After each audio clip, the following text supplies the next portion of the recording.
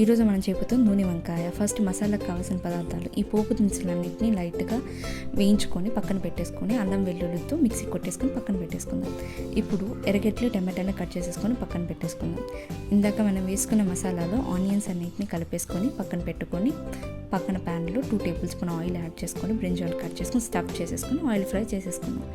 బాగా oil fry అయిన తర్వాత బ్రింజాల్స్ని సైడ్కి పెట్టేసుకుందాం.